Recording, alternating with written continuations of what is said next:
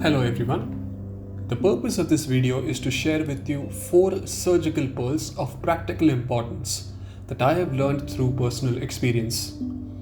Now this looks like a routine SICS.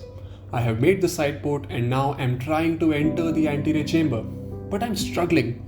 The cannula just doesn't seem to enter the AC and I'm causing a lot of epithelial and stromal damage. There is hyphema, so I know there's an opening somewhere. And in my desperation, I inject the dye into the cornea. Finally, I realized the side port was actually slightly inferior to where I was poking and attempting forcible entries. And as I wash out the blood, my anxiety disappears as well. Surgical pearl number 1. Make mental notes of the previous steps. It is important to remember what you have done so far so that the next steps become easier. Just because a step has been done perfectly does not mean its role in your surgery is over. Have rough landmarks in mind to enhance efficiency and avoid unnecessary tissue damage. And if you think about it, this pearl is applicable to any surgery that you perform. Next case, it's the beginning of surgery, you're excited, but boom. After putting the speculum, you notice a 360-degree chemosis. What's your first instinct? To find the person who is given the peribulbar block and yell at them. But the patient is right in front of you. You have a responsibility to deliver your best, no matter the circumstances. Besides, no one intentionally tries to give you a bad case. Every once in a while, such complications can happen.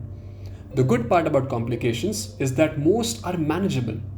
And the best thing you can do is just get on with it and not waste any time. So what if you don't know how to manage? Acknowledge and call the best available person to help. You'll learn something new. So here I am trying to squeeze out the subconjunctival fluid as though it never existed, taking enough time to ensure my further surgical field is not affected by the constant leakage of this subconjunctival fluid. Pearl number 2. Stop finding faults. What is done is done. There will be a time and place to discuss why a complication happened, and that is definitely not when the patient is on table. Focus on the task at hand. Learn to eliminate the outside noise and pay attention not to others' mistakes, but to what you can do in the situation to make it better. Saves time and a lot of energy. Case number 3. Side port creation apparently goes as planned. Looks like everything is okay so far. Trypan blue staining also proceeds relatively smoothly. It is only after washing the dye that I notice something is off. I notice that I have nicked the anterior capsule at the center with the side port blade. To me, this seemed like a mistake, but I realized much later that many surgeons intentionally do this to be more efficient and save a step. Filling up the anterior chamber with visco, I proceed to use the accidental nick to initiate my continuous curvilinear capsulorhexis.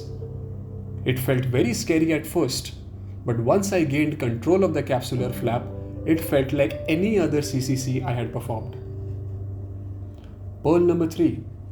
Try to turn your mistakes into victories. Although in this case I could immediately rectify my error and complete the CCC, few mistakes may take some learning curve to rectify.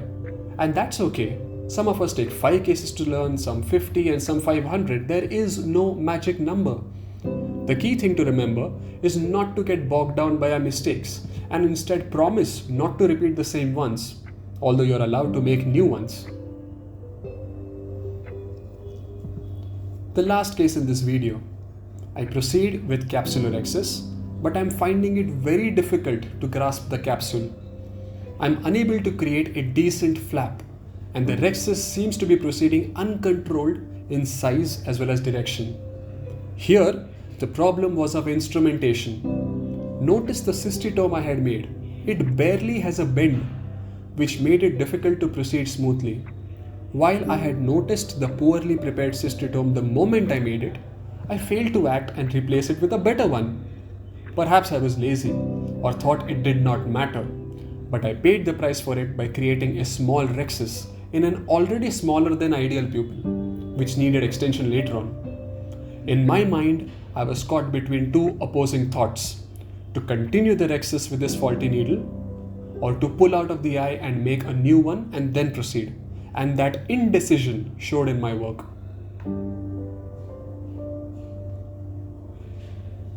As soon as a better prepared cystotome was used, the rhexis proceeded in a much smoother manner, something I should have done much earlier.